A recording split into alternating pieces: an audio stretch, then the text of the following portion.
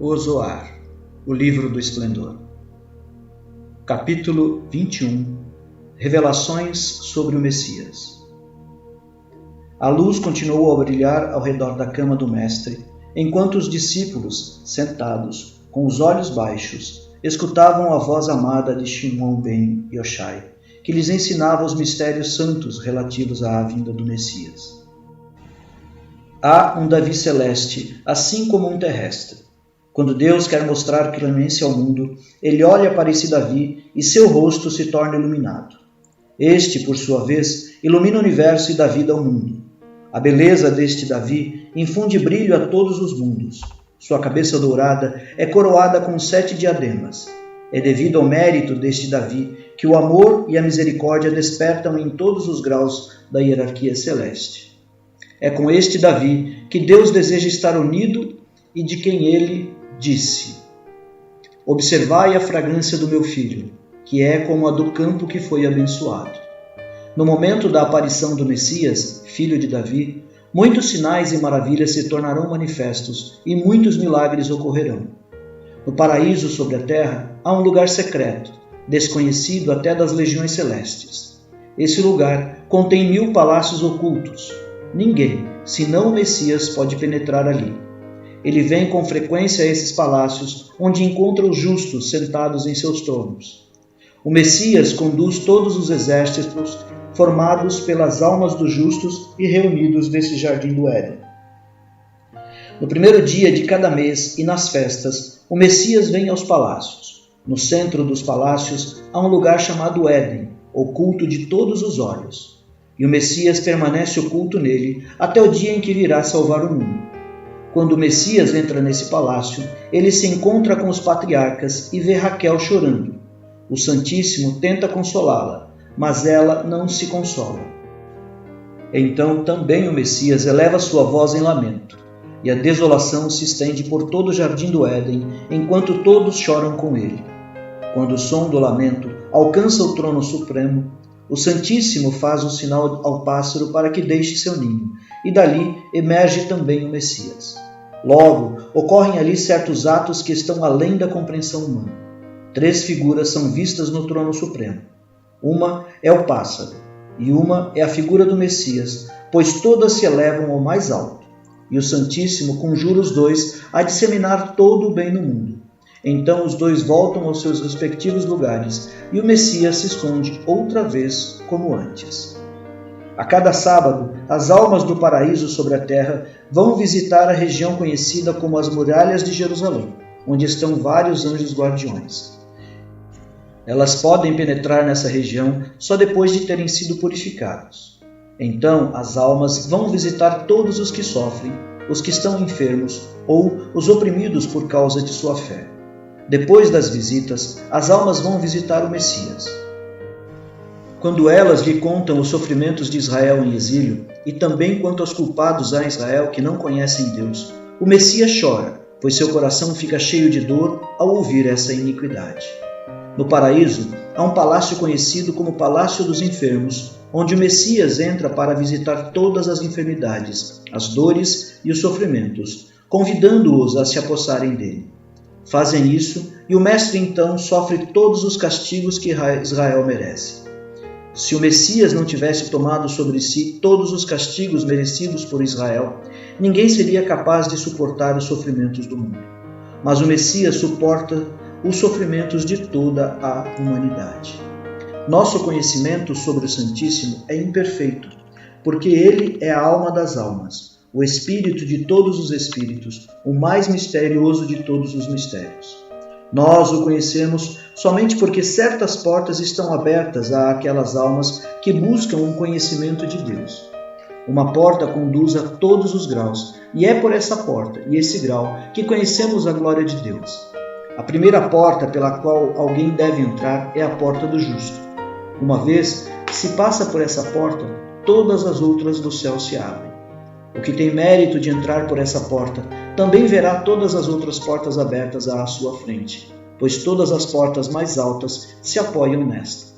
Mas esta porta é realmente desconhecida porque Israel está em exílio. E todas as outras portas são, por conseguinte, desconhecidas.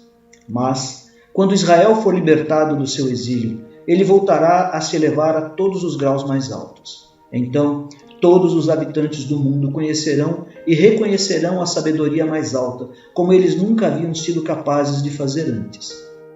E eis que os olhos dos homens se abrirão e poderão ver a primeira porta, que é a porta da tenda, ou a porta do justo. E todos confiarão no Messias, que julgará o mundo. O rosto do Mestre acendeu-se com uma nova radiância e ele bradou: ai daqueles que viverem nesse tempo! Entretanto, felizes os que serão considerados merecedores das alegrias destinadas àqueles que se aquecem na luz do Senhor. Ele prometeu: eu os farei passar através do fogo e os purificarei assim como a prata é purificada. E os provarei assim como o ouro é provado no fogo.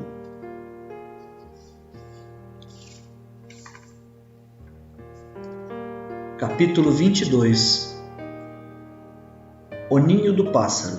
Continuação das revelações sobre o Messias.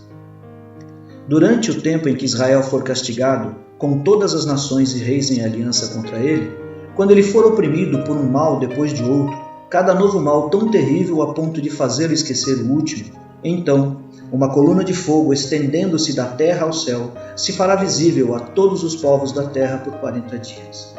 O Messias deixará o paraíso terreno chamado o Ninho do Pássaro e se revelará na terra de Galileia. Daí a terra tremerá e os homens se esconderão em cavernas. Mas, como a Galileia foi a primeira cidade a ser destruída na época da destruição do templo, a Galileia será a primeira cidade na qual o Messias se revelará. E da Galileia sairá a declaração de guerra do Messias às nações opressoras.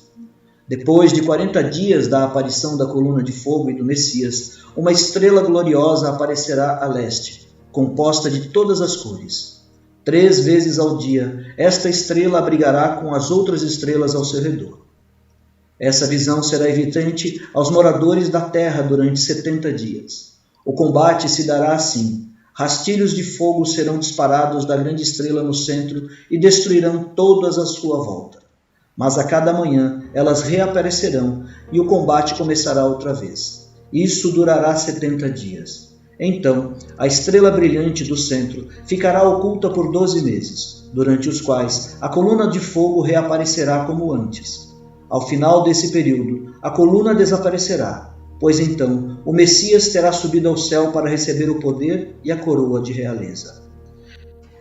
Quando o Messias descerá à terra de novo, a coluna de fogo se tornará visível a todos.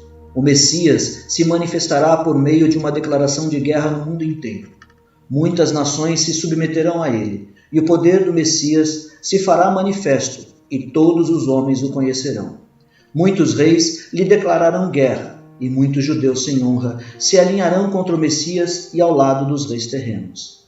Então o mundo estará na escuridão durante 15 dias, e um grande número de israelitas perecerá nas sombras. Ao fim de 12 meses, o cetro de Israel será elevado, o que significa que o Messias surgirá no jardim do Éden.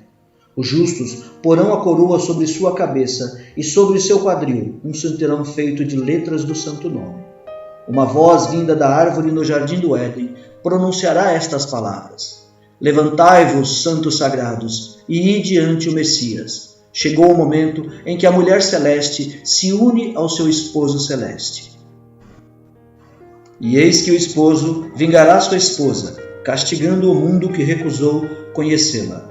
Agora a mulher está para ser alçada outra vez da terra. Então todos os santos do céu se levantarão e armarão o Messias. Abraão estará à sua direita, Isaque à sua esquerda e Jacó à sua frente. Moisés, o pastor fiel, bailará no comando dos justos no jardim do Éden. E o Messias, rodeado pelos justos, entrará em seu palácio, que é o ninho do pássaro. Ali ele verá as reproduções da imagem dos que viveram no tempo da destruição do templo, assim como as dos justos que morreram pela fé. Ali ele colocará 10 vestes, conhecidas como as vestes da vingança. Durante 40 dias permanecerá oculto no palácio sem ver ninguém. Então uma voz vindo do trono supremo lhe dirá que deixe o ninho do pássaro, e ele ascenderá ao céu. E quando o Santíssimo o vir em suas vestes de vingança com cinturão e armado, ele o abraçará e o beijará na testa. Nisso, 390 firmamentos serão destruídos. Então, o Santíssimo fará um sinal a um dos firmamentos que permaneceu oculto desde o primeiro dia da criação do mundo, e um palácio dentro desse firmamento se abrirá, e dele sairá uma coroa na qual estão gravados os nomes santos.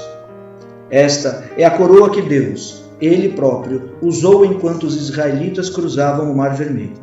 Esta nova coroa, o Santíssimo colocará sobre a cabeça do Messias e o abraçará uma vez mais. Então, todos os anjos do céu virão para oferecer presentes ao Messias. Ele entrará no palácio, no qual os anjos são chamados os que choram por Sião, já que eles estão sempre pranteando a destruição do templo. Esses anjos darão um manto de púrpura ao Messias, o manto da vingança, que ele porá, e outra vez permanecerá oculto durante 30 dias no ninho do pássaro. Então descerá à terra e se tornará visível por 7 dias. O ignorante tremerá de medo, pois não será capaz de compreendê-lo.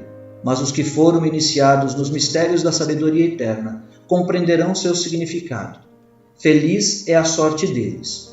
Durante esses 7 dias, o Messias andará na terra, acompanhado pelo ninho do pássaro.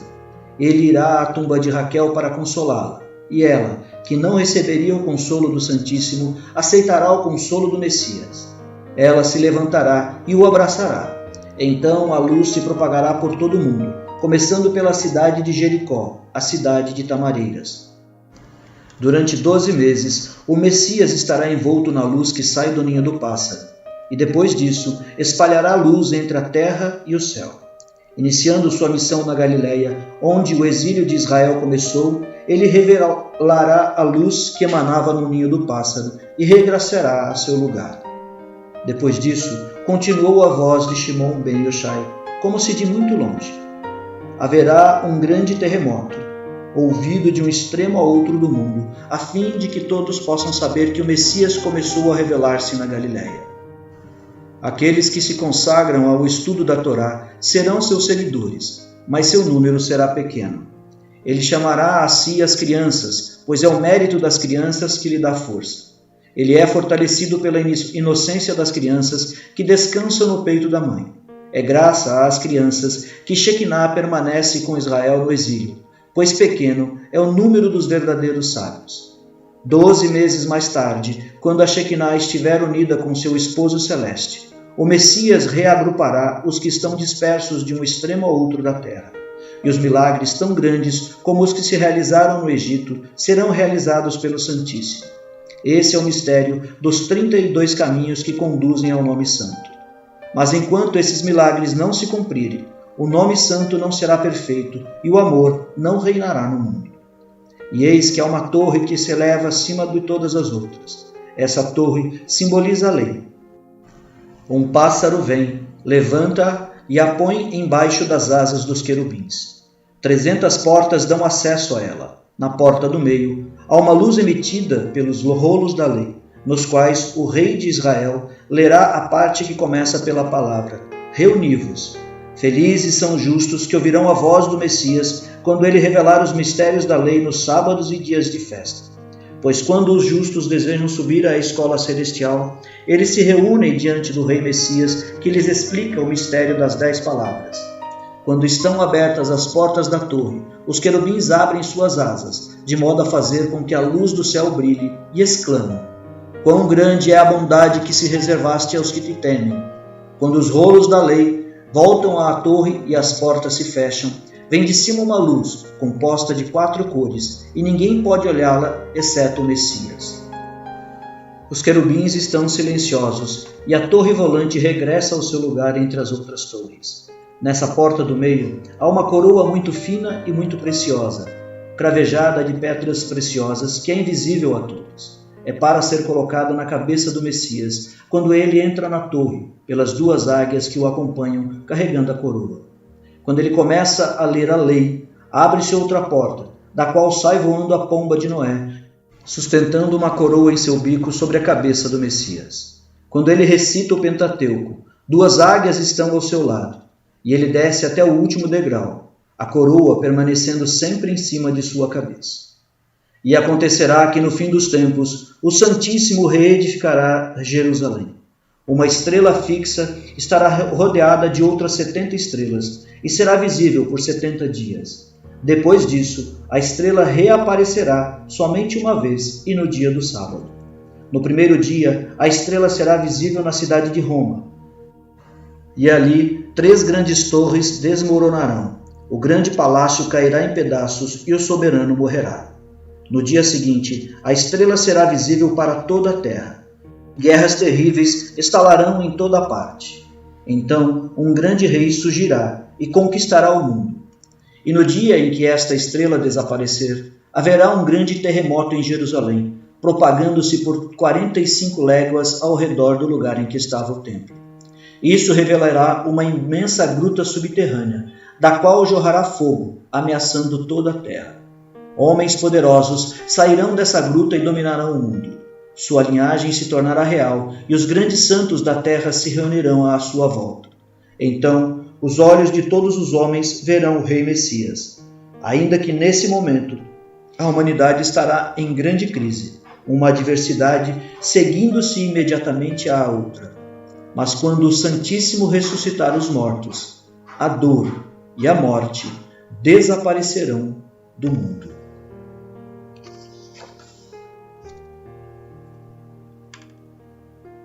Capítulo 23. Revelações sobre a imortalidade da alma. Shimon ben Yochai abriu os olhos e viu que as chamas ainda rodeavam sua cama e que do outro lado seus discípulos permaneciam ali, seus rostos iluminados com o êxtase de esperança e fé em tudo que ele lhes revelava, e continuou ensinando-os. Sabei que vossas almas são imortais. A alma parte somente quando o anjo da morte tomou posse do corpo. E uma vez mais, a alma toma a forma que vestia antes de vir ao mundo. Tampouco pode a alma experimentar uma real alegria, até que sinta, vestindo de novo sua própria forma celeste. Pois somente então pode continuar aprendendo o significado dos mistérios profundos.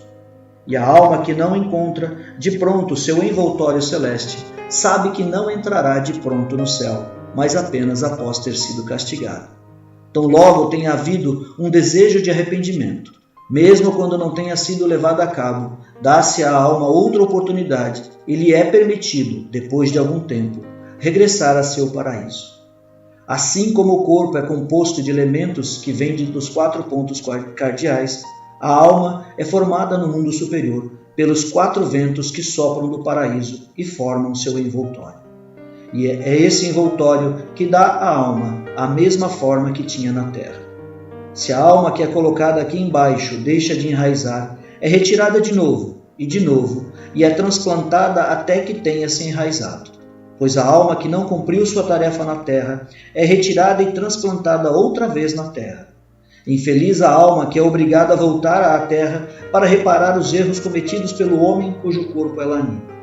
Pois a transmigração é imposta como um castigo para a alma, um castigo que varia segundo a natureza dos pecados que a alma cometeu. E toda alma que pecou deve voltar à terra até que por sua perfeição seja capaz de alcançar o 6º grau da região de onde emanou. Somente as almas que emanaram do lado da Shekinah, o 7º grau celeste, nunca estão sujeitas à transmigração. Capítulo 24. A alegoria de Jonas, ainda as revelações sobre a alma. Na história de Jonas, encontramos uma alegoria que acontece à alma quando entra no corpo. Quando Jonas entrou no barco, isso é, a alma embarcando em sua viagem para baixo, a fim de atravessar o oceano da vida. Quando o homem peca, ele é como Jonas, que imagina poder fugir do furor do seu mestre. Então, Deus envia uma grande tempestade, pois o anjo do rigor exige o castigo do pecador. Quando Jonas caiu num sono profundo, o piloto lhe disse: "Como podes dormir? Melhor levantar e invocar o teu Deus." O piloto é o espírito do bem que guia o navio e que lhe diz para pensar em toda a sua vida a fim de ver se há algo nela que o faça merecedor do perdão. Ou pode ser que ele tenha entre seus antepassados um homem justo, com o mérito do qual ele possa agora contar para salvar-se. Assim, quando o homem é julgado no outro mundo, numerosos acusadores, bem como defensores, estão presentes. Se o consideram culpado, a alma é separada do corpo e lançada ao mar. Então, o barco pode encontrar calma outra vez no túmulo. Quando um homem morre, são enviados do céu 3 mensageiros para que estejam presentes. O primeiro inscreve suas boas e más ações. O segundo inscreve o número de seus dias. E o terceiro é o que acompanhou desde quando ainda estava no ventre de sua mãe. Quando o homem é levado ao cemitério, se ele foi um bom homem, esses 3 clamam: prestai homenagem a ele, que era a imagem do rei. Mas se era mau, eles gritam: infeliz é esse homem, melhor seria que nunca tivesse nascido. O peixe que engoliu Jonas é como a sepultura. Após 3 dias nela, as entranhas do homem lançam a imundícia em seu rosto, gritando: toma para ti o que nos deste, tu que te has empanturrado, enquanto o pobre permanecia faminto. Do 3º ao 13º dia da morte, os vários membros do corpo são castigados pelos pecados cometidos. E a alma é subjugada ao mesmo tempo que o corpo, permanecendo na terra durante o 1º mês. Então, a alma se eleva e o corpo se torna pó, até o tempo em que Deus ressuscitará os mortos. E quando esse dia vier, uma voz celeste será ouvida: despertai! Despertai do vosso grande sono e cantai louvores, vós que descansais embaixo da terra. Pois o orvalho que cai sobre vós agora é o orvalho de luz. Chegou o tempo de a terra abrir mão dos seus gigantes. E assim como o peixe, após guardá-los 3 dias em seu ventre, vomitou Jonas, do mesmo modo, toda a terra vomitará seus mortos. No dia em que o homem deve deixar a terra, os 4 chefes do castigo se encontram vindo dos 4 cantos do mundo, e os 4 elementos dos quais o corpo do homem se compõe começam a disputar uns com os outros. Quando se anuncia a morte de um homem, isso é ouvido em 270 mundos. Se o homem foi bom, há júbilo em todos esses mundos, mas se ele foi mau, quão infeliz é sua sorte. Quando se anuncia a morte do homem, uma chama dispara do norte e se lança no rio de fogo, que flui nas 4 direções do mundo e inflama as almas dos culpados. A chama deixa o rio e penetra as asas de um galo negro, que as está batendo contra a porta de uma certa casa. Então, as ações que o homem teve sobre a terra testemunham perante ele, e ele tem de admitir quando dizem a verdade. À meia-noite, a chama choca-se outra vez com o pássaro e ele começa a cantar. Mas o pássaro só é visível ao homem agonizante, capaz então de ver coisas sobrenaturais. Ele também vê seus parentes e amigos mortos. Vê que os que foram bons na terra estão cheios de júbilo. Mas, se ele próprio não foi um homem bom, então só surgem diante dele os que estão expiando seus pecados no inferno. Estão tristes e abatidos, e o homem moribundo solta um grande grito de angústia. Quando morre, as almas de seus parentes e amigos acompanham sua alma ao outro mundo e lhe mostram os seus deleites e castigos. Durante os 7 primeiros dias, a alma do morto revisita sua casa terrena. Então, vai ao jardim do Éden e permanece diante da porta com a espada rodopiante. Se a alma é considerada merecedora, ela entra e 4 anjos lhe oferecem um envoltório que se assemelha ao corpo que ela habitou na terra.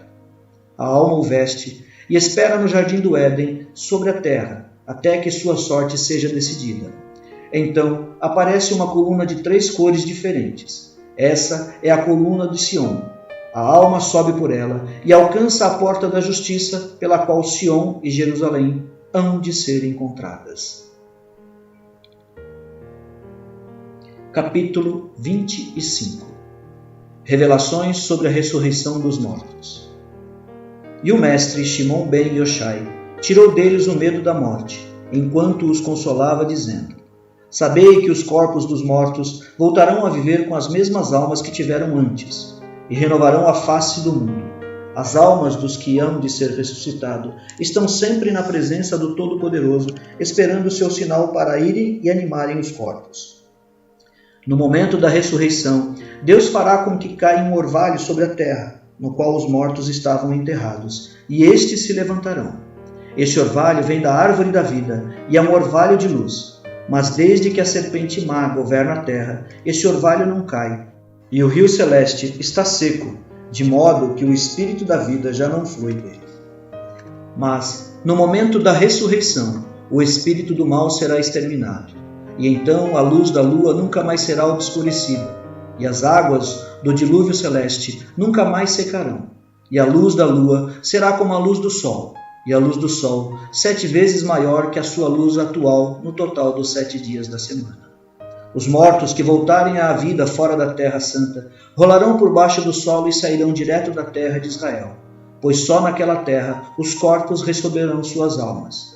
Depois da ressurreição, o Santíssimo abençoará os corpos dos justos e os fará como o corpo de Adão, conforme era antes de entrar no jardim do Éden. As almas que vivem no céu são nutridas pela luz superior, e quando no mundo da ressurreição descerem à terra, trarão essa luz com ela e embelezarão o corpo que habitam. Ele então fulgurará com um esplendor interno igual ao esplendor do céu, e os homens terão um conhecimento perfeito das coisas divinas. Então todas as criaturas saberão que a alma que as anima é a alma da vida, a alma da felicidade, a alma que recebe os grandes deleites diretamente do alto, transmite ao corpo. E todos aqueles que tiverem o privilégio de saborear esse júbilo exclamarão: quão doce és tu, amor repleto de deleites! E seu júbilo será tal que a inteligência do homem nem sequer pode compreender. Algumas vezes vemos que Deus levou um dos seus justos antes de seu tempo, e ele deixa o mundo enquanto ainda exala os agradáveis perfumes do deleite. Devemos saber que os justos deixam o mundo por 2 razões. Primeiro, se a geração é culpada, são justos os castigados antes de quaisquer outros. E segundo, porque Deus vê que os justos também podem ser corrompidos mais tarde. Tampouco devemos nos surpreender quando vemos, como frequentemente vemos, que homens maus vivem como se tivessem feito obras boas e estivessem sendo recompensados. Devemos compreender que Deus vê mais longe do que uma geração. Ele vê também seus filhos que hão de vir mais tarde e que poderão estar entre aqueles que farão o bem, ou que eles mesmos poderão ainda arrepender-se de suas más ações e voltar a fazer o bem. Devemos lembrar que foi Teras, o adorador de ídolos, que gerou Abraão, o homem de Deus, e é porque Deus trata a humanidade com este olhar de longo alcance que o mundo continua existindo.